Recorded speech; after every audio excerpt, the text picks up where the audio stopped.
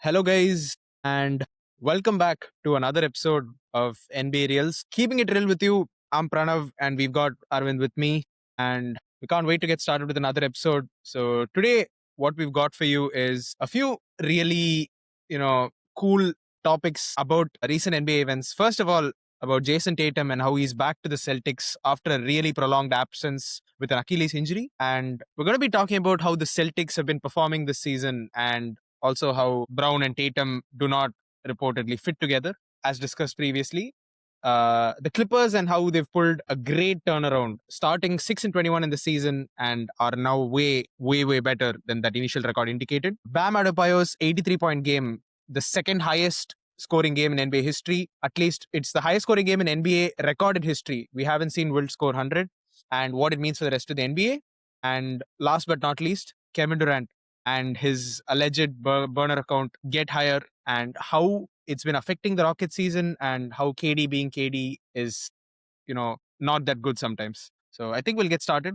So what do you think about Jayson Tatum and, how his injury has shaped the Celtics season this year and what do you think going forward, how the Celtics will look? So, when you look at the history of people who have returned from an Achilles tear, Tatum has been extremely fast in terms of recovery and in terms of returning back to the NBA floor. And even right when the season started, we started seeing speculations on how he's itching to get back to the floor, and we could potentially see him back in time before the playoffs. And back then, I remember us talking about how unrealistic that is, how he's just rushing things, and how he's not supposed to, play around with such a major injury. But he's back, and it's been 10 months since his Achilles tear. And for a wing whose game depends on a lot of change of pace and shot creation on his own, that timeline alone is a major storyline itself. I remember when the injury actually happened,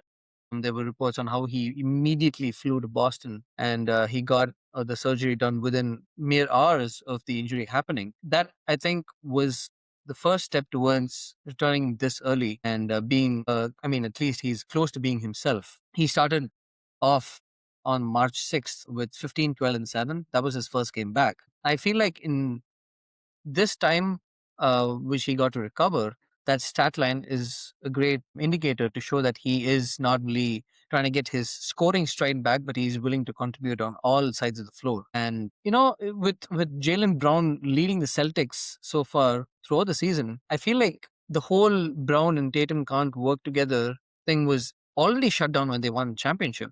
But right now, it's more of how Brown and Tatum can bring out the best in themselves when the other person's absent. And I feel like that is something that we saw this season with the Celtics and how they started off with being the seed in the East and how Brown and Derek White got them back to being number two. That in itself shows, number one, the coaching, number two, the fact that the role players know what their role is, and number three, they are now fully prepared for a good postseason. Yeah. That's actually very true. I mean, considering that Tatum's return was this fast, you wouldn't think that the Celtics were doing this well. Because you normally wouldn't want to rush your best player back from such a serious injury, right? Yeah. But it's just showing you that a the amount of medical advancement that's been happening in the past few years in the NBA. Looking at Kevin Durant, who's probably the first player to return that well from an Achilles injury, and he's really set the precedent for how good you can look after a Achilles tear. So I'm very happy for Tatum. I mean, where he went down, especially in that conference semis against the Knicks, it just wasn't really a good look for the NBA because last season it was Tatum, it was Dame as well as Halliburton tearing their Achilles, the same exact injury. I'm not going to say Dame is like an outlier among these three because he's an NBA legend now. And the only difference was that Tatum and Halliburton's careers were in a much, much more earlier stage. I mean, at least Halliburton, Tatum is a little younger than Dame. So, he's also in a stage of his career where, you thought, okay, will this affect his career in a significant way? And will he look the same? So I'm glad to see that he's looking the same and it's going to be a really good look when he's back to 100%. Like you said, he's not playing at his full strength yet, but it's to be expected, right? Like he's returned from a major injury and the Celtics also didn't apply for a disabled player exception, which, basically meant that they were expecting him to come back.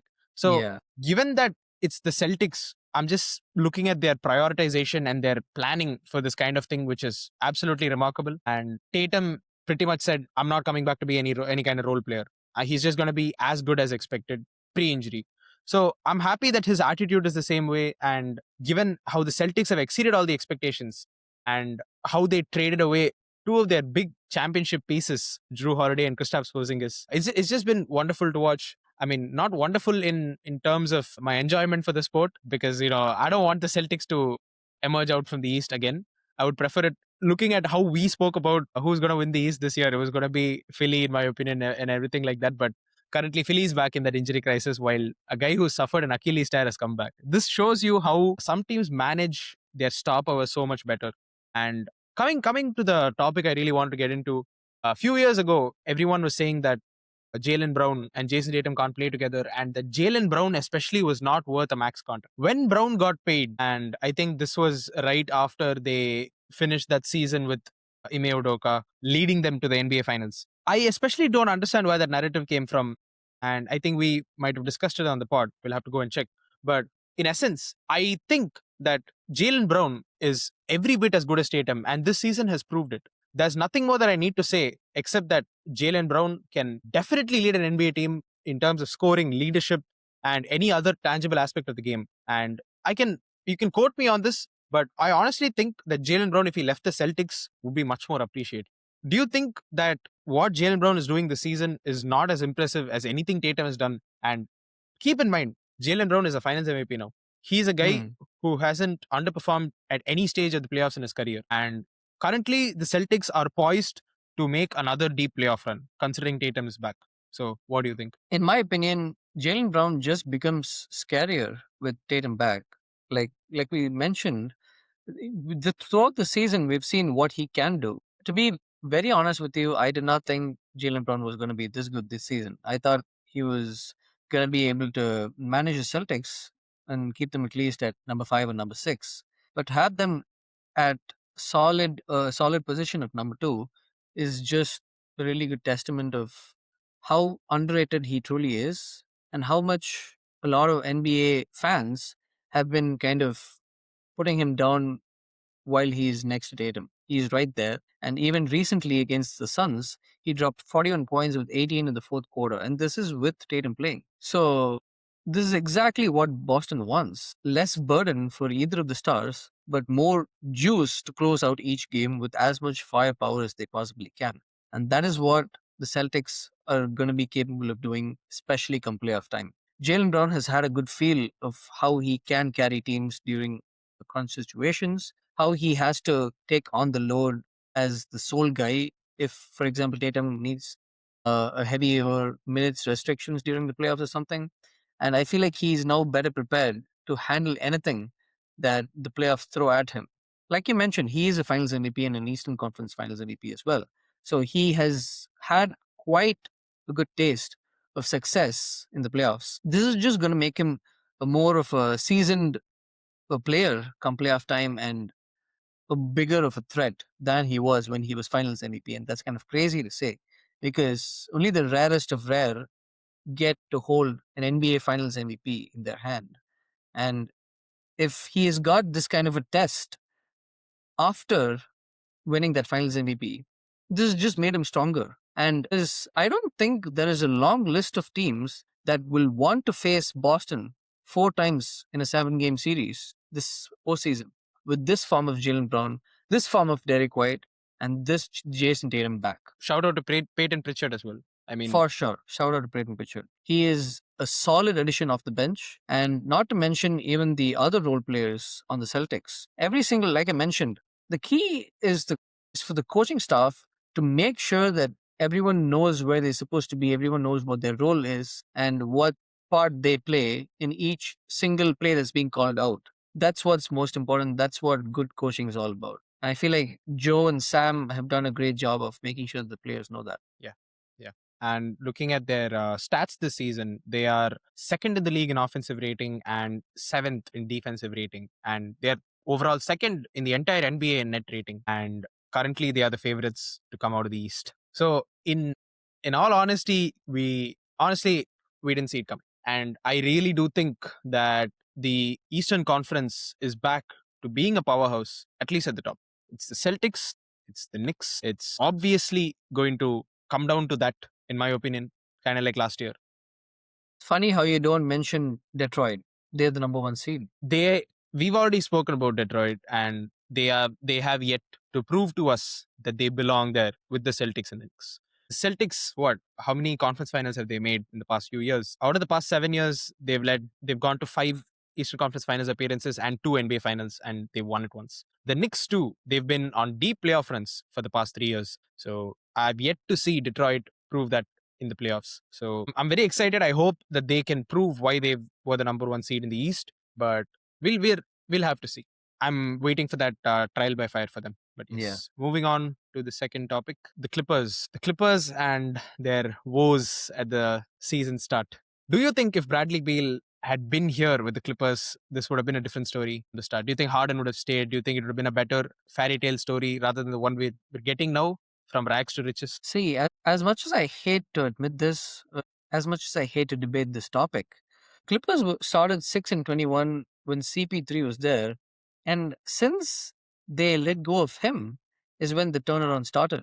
I did not know how to make a correlation whatsoever with logic because every single team CP has been a part of, he's done is elevate them. To think of that being a factor in the Clippers' success is kind of hard as an NBA fan and as a person who's seen how CP3 can absolutely change a game, change a team over just one season. But this is not just a turnaround, but historically it's kind of weird because the Clippers dug themselves in a 15-game hole. 6-21 is how they started the season. And they are now the first ever team to cross 500 for the season after that kind of start. After going down 15 games below 500, they're the first team in NBA history to come above 500 in the same season. And the main reason for that is not James Harden, is not Bradley Beal, is not anyone else but Kawhi Leonard. I was gonna say that it could have been a combination of how James and Kawhi have worked together, but even after Harden has left to the Cavs, the Clippers seem to be doing their thing. And Leonard has been on a 42 game streak of 20 plus points this season, which, kind of tells you the whole story and like of how once he became reliable and available during the season, the team has had a stable identity for the first time. He's been a scoring machine. His back has been insane this season.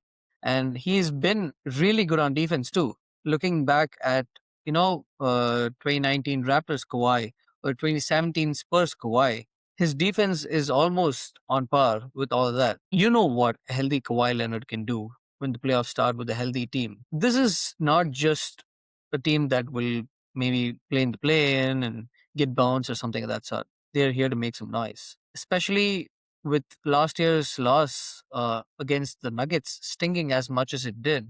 I'm pretty sure he's back for more. We can actually debate if this is the most Kawhi season ever. Long silences, terrible start to the season, ugly standings, ugly positions, and then suddenly the Clippers become the one team that nobody wants in a 7-game series. Yeah, I mean, it's crazy considering their record now, which is they're above the Warriors. Yeah. Crazily enough, considering that the Warriors were like 16 and like 15 or something at the same time that the Clippers were 6-21. Yeah. It's just wild, man. It's just really crazy. And I understand your question about whether people won't want to face the Clippers. I do understand. In my opinion, the additions of Mathurin and Garland do boost their roster and give them reliable scoring in the playoffs as well. But it will come down to whether they face a great defensive team like the Thunder or the Nuggets, or if they face a team like the Rockets. In my opinion, the Rockets would have a very hard time against this Clippers team. And it's not because they are a bad team per se, but it's because the Clippers have a bona fide scorer, like you said, in Kawhi, and they have a good defensive identity. And Kawhi has been playing around this team properly this season. And the Rockets are a team which can struggle to get an offensive bucket. So I would say it depends on the team that they face in the playoffs for sure, more than whether the Clippers are really good. Because I honestly think that the Nuggets and Thunder are still just going to make easy work out of them in the playoffs. I just think that the Clippers need a little bit more firepower. It needs, they need Garland to be, who he was before that injury last season. They need some kind of spark like that. And currently, I'm not seeing that yet from Garland. And Kawhi, like you said, has been absolutely insane and has been carrying this team. But yeah, they'll need a little bit more. And looking for at sure. the CP3 fact of this, right? Like, I think that even if they had had Bradley Beal, even if they had had James playing at the same level, I think that this team is a little bit better in terms of flexibility for the Clippers, in terms of which salaries they get to dump next season. They have a lot of flexibility with whether they even get to keep Kawhi after this season. So I think that they made the best decision for themselves in the future as well as currently. So they have a good chance to make some noise in the playoffs, and they get to retool their entire roster in case they don't. So I like this for the Clippers, and I'm happy for James. I'm happy for Harden. I'm happy for everybody. And I think that this is like the first time that I've seen a real win-win trade in the NBA in a long time. What about the Trey Young Luka Doncic trade? Just kidding. We Win-win will trade. see, man. We will Yeah. see. We will see. I'm still awaiting the results of that trade. You're gonna be waiting anyway. Getting back on track. I think the next thing that we wanted to talk about was the historic scoring game by Bam Adebayo, surpassing Kobe Bryant's 81. I've seen a lot of takes on social media about how he just stat padded his way to 83 points with Bam. 36 free throws and whatnot. See, I'm not a hate on anyone dropping 83 points because at the end of the day, you're passing Kobe Bryant and you cannot just get there even if you are, you know, I saw the game. He had 31 in the first quarter, not the first half. He had 31 in the first quarter and he had 43 points in the first half. At any point in NBA history, if an NBA player has that many points, he is going to try to break some records. And I don't see anything wrong with what he did, especially with how he was getting double and triple teamed in the fourth quarter. It was his night to shine, and shine he did. He Yeah. did shine a lot. The So funny part, like everyone was saying, if Tatum had hit this, he would have stopped at 81, gone to the locker room, and called Kobe. yeah, he would have texted Kobe and he would have been like, I didn't cross 81 because I didn't want to disrespect you or something of that sort. But I feel like if you want to debate the ethics of how ethical of an 83 point game was this, I mean, that's not the way to look at this, is what I think. Sure, he had like 36 out of 43 free throws. And by the way, that's a record for most attempted and most made in a game. You can look at the Yeah, ethics and sure, but that doesn't take away the fact that he now has the second most points in NBA history. I'm not going to start debating about whether it's cool to see Wilt, Bam, and Kobe in a list of records. It's not that. You know, he has 83 points, and that record will stand till it's broken one day. And that's it. yeah, yeah. I think it's crazy impressive as well. I honestly think that it was very surprising to me that Bam did it, and a lot of the players' reactions were also kind of in the same vein. Yeah. Not because they're disrespecting Bam, obviously, right? But like Bam is not a score first player. He's kind of like a very prominent defensive anchor, and he's the kind of guy who you'll rely on to, maybe score a few interior baskets, stuff like that. And now his 3-point shooting has also improved, and it's just fascinating to see how his game has changed since Jimmy Butler left Miami. And I definitely didn't expect an 83-point explosion from him that game, even if it was the Wizards. But Yeah. yeah, like you said, it's mad impressive. But I'm just gonna state the facts, right? Like you said, he's the first player in NBA history to score 70 plus points while shooting below 50% from the field. Even his 22 threes are record uh, outings, considering, like you said, 43 free throw attempts are also all time highs. Yeah. And in a game where an NBA player has scored 70 points or plus, his 22 threes and 43 free throws are all time highs. So looking at it like that, I mean, he's taken the most shots ever to reach this. And, it's fine. Obviously, sometimes you might not have an efficient night, but when you do have 30 in the first quarter and, you know, half your total points at the half, you might as well go for it, right? Like Coach Yeah. Spo was saying the same thing. And I believe um, towards the end of the game, they had fouls on 4 Wizard players to get Adebayo more scoring opportunities. And Spo even called like a few challenged a charging call against Bam with like less than 4 minutes left to get him more free throws. And former, Laker and Laker legend Robert Horry pretty much said that 83 is impressive, but it gets to a point where you have to respect the NBA and the game. And to me, I don't know about respect, but I think Kobe would have really appreciated if uh, Bam scored 83 if he was still here. And I don't think Kobe's the guy who's gonna come out and say, "Hey, Bam, you did it unethically" or something like that, right? Like Kobe's gonna be Yeah. respected anyway. Yeah. So he might throw a diss or two, or like just make a funny joke about it. But Kobe left the game behind because he felt that he'd given all that he had to it, and it's not disrespectful by any stretch to say that he also would have really respected Bam's game.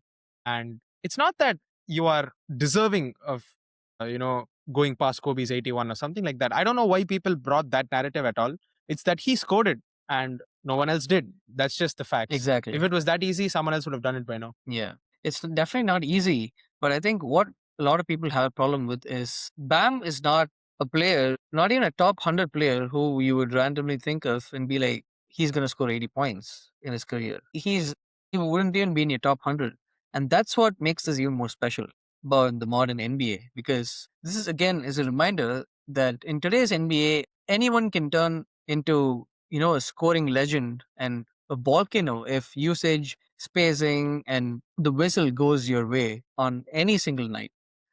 When Donovan Mitchell scored 70, we didn't think that he was going to do it. Whether he was capable of it is a different question. But were we going to see a 70-point game by Donovan Mitchell? I didn't think so. But yet we did see that. And now we have an 80-point game.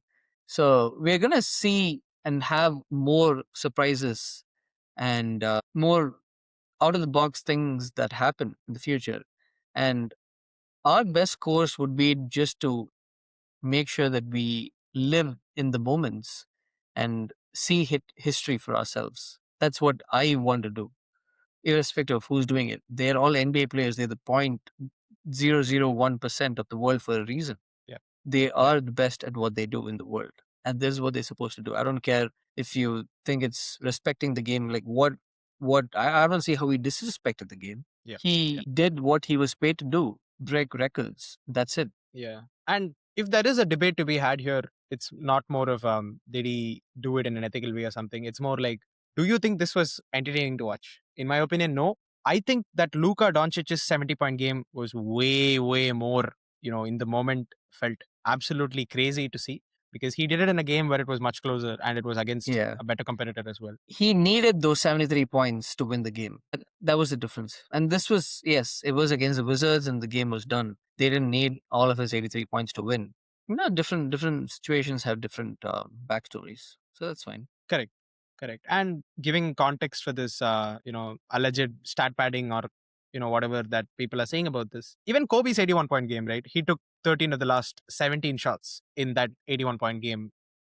13 shots out of the entire 17 shots that the Lakers attempted. And who's going to look back at this and say, except like obvious people who make podcasts like us, no one's going to be like, oh, dude, like, Kobe's 81 wasn't that impressive. He took 13 shots out of the Lakers' total 17 in the fourth. His last 7 points came from free throws. Facts like these, people aren't really going to sit back and look at this. They're just going to say he had 81. And 81 is the highest recorded score in the modern NBA. And now it's 83 because of Bam. And, kudos to Bam. And even his fiance or wife. I'm not 100% sure what they are right now. Asia Girlfriend?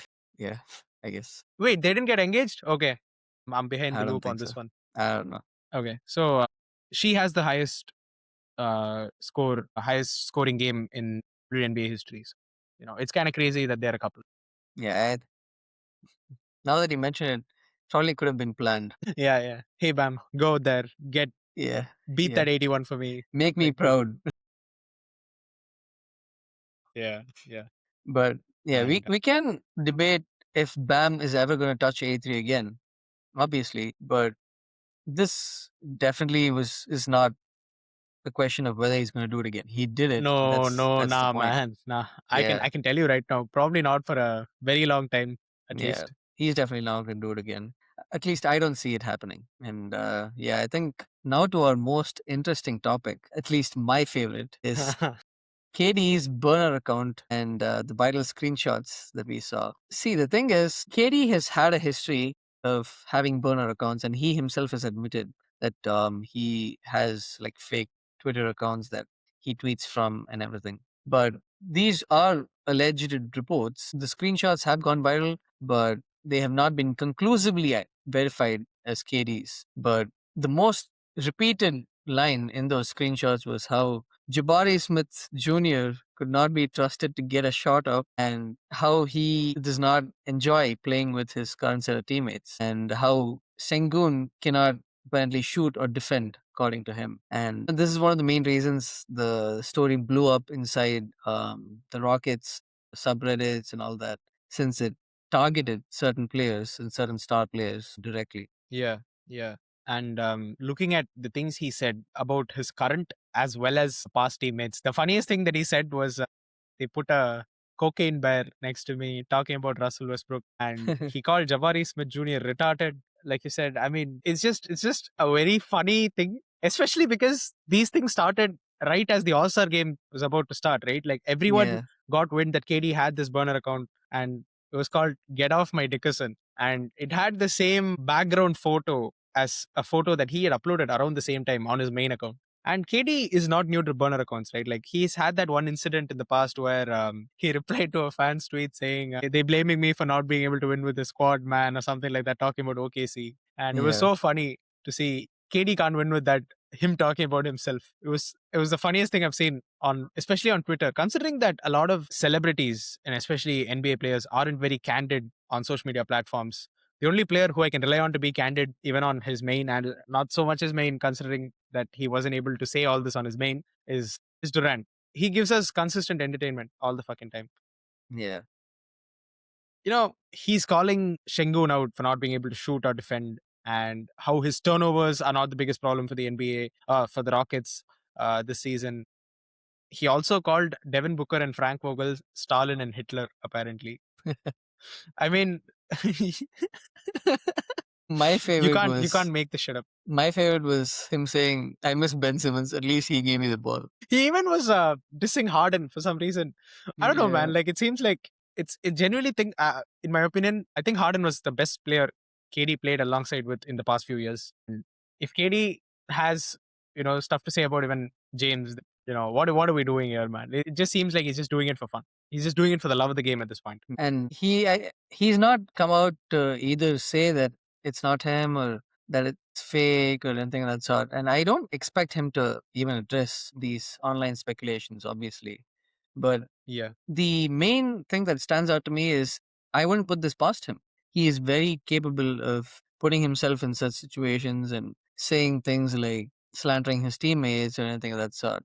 And that's the funniest part to me. And Yeah. when you look at how he criticizes his teammates, if this was truly him, you gotta sometimes look at him and kind of ask, what is it that KD wants from teammates? Obviously his most successful and his most cherished teammate was Steph Curry. And Steph Curry was the player that made KD a winner. I mean, not by his standards, right? Though, like, I Not don't by his think KD standards. would admit that.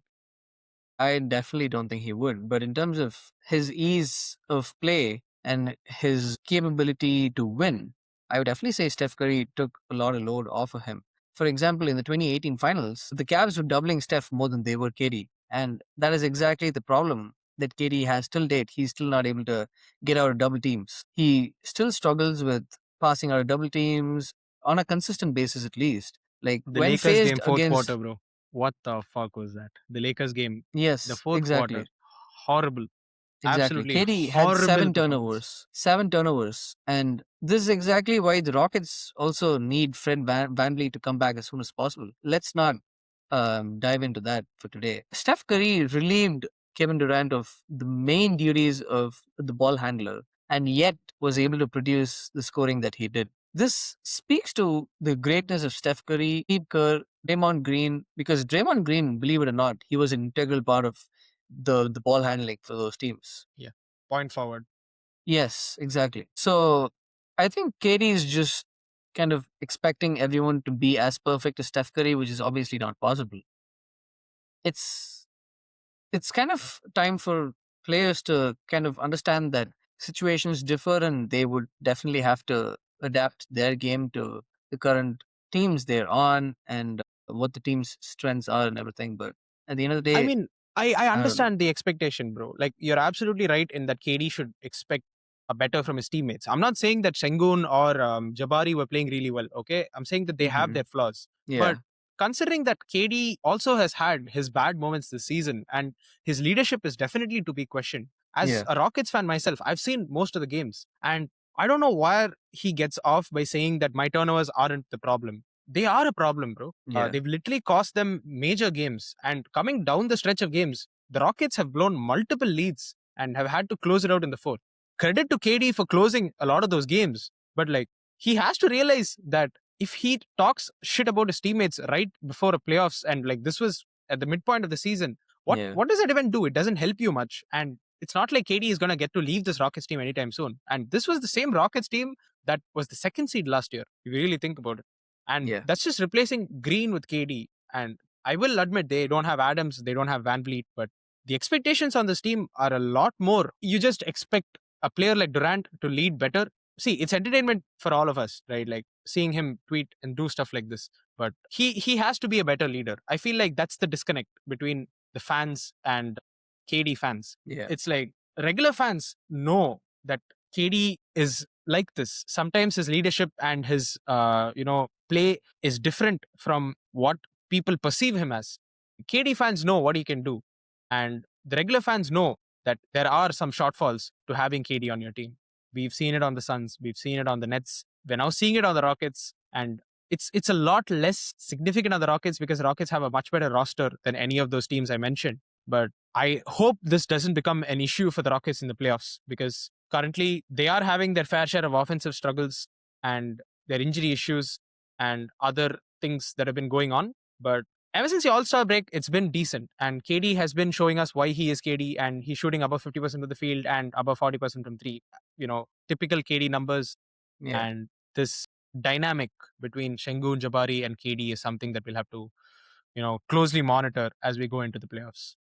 I'm interested to see if they can be successful or as successful as they were touted to be at the beginning of the season. And that's going to be my most interesting watch once the playoffs start. But I think that's all we had for this episode. We will be uploading this episode very soon and we'll be back with our next one because the playoffs are about to start. And as the season comes to an end, we have our predictions and takes on what's going to happen in the months of April, May, and June. So stay tuned and we'll see you in the next one.